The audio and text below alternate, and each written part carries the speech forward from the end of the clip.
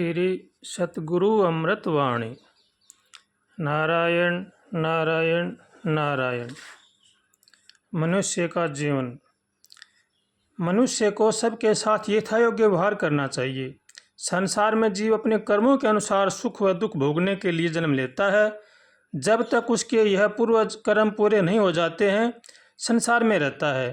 प्रारब्ध के खत्म होते ही उसका शरीर छूट जाता है। इसमें किसी का बस नहीं चलता। अपने कर्मों को तो अवश्य ही भोगना पड़ेगा, इसमें किसी का बस नहीं है। स्वयं भगवान भी जंगल में जाकर वनवास भोगा। हरिश्चंद्र जैसे सत्यवादी राजा ने भंगी के घर पानी भरा। कबीर जी ने कहा है, कर्मों की गति न्यारी, विधना टारी ना टरे।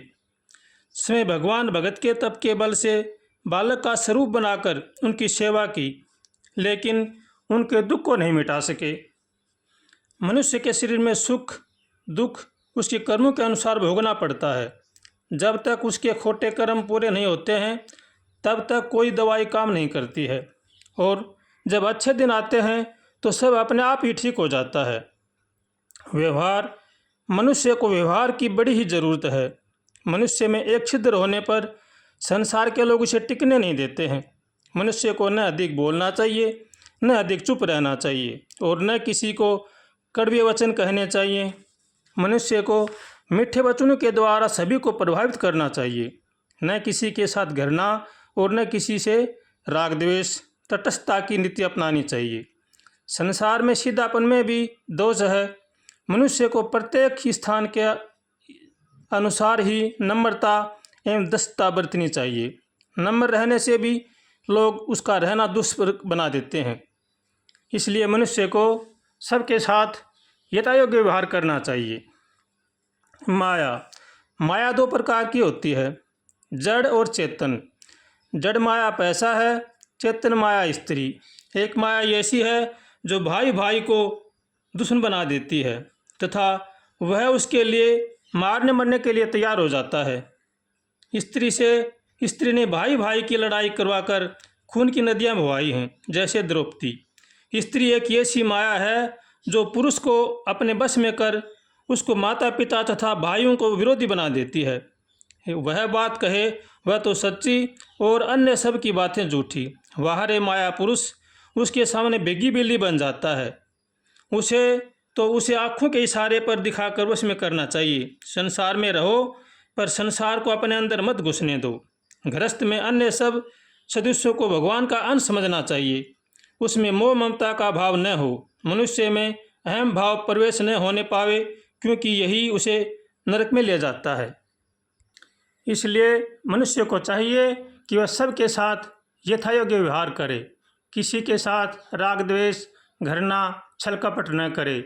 सबको भगवान का अंश समझकर सबके साथ यथायोग्य व्यवहार करे।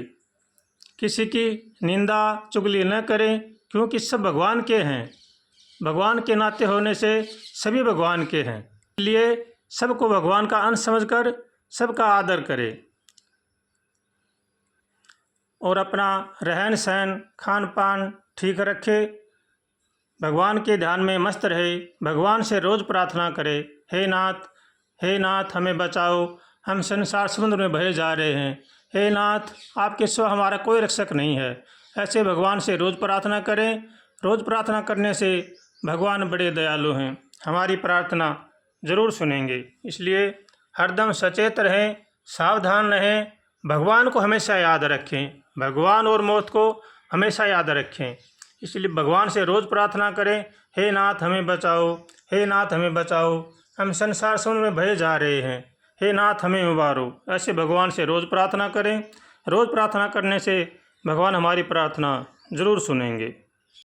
और मनुष्य को अपने जीवन में किसी के साथ दुर्व्यवहार नहीं करना चाहिए, क्योंकि अगर दुर्व्यवहार हम किसी के साथ करेंगे तो उल्टा हमारे पास सोगुना होकर टकराएगा। इसलिए सावधान रहें, सचेत रहें, भगवान से रोज़ प्रार्थना करें, हे नाथ हमें सद्बुद्धि दो, सद्विचार दो, ताकि हम दुनिया की बुराइयों से बच सकें। ऐसे भगवान से रोज़ प्रार्थना करें।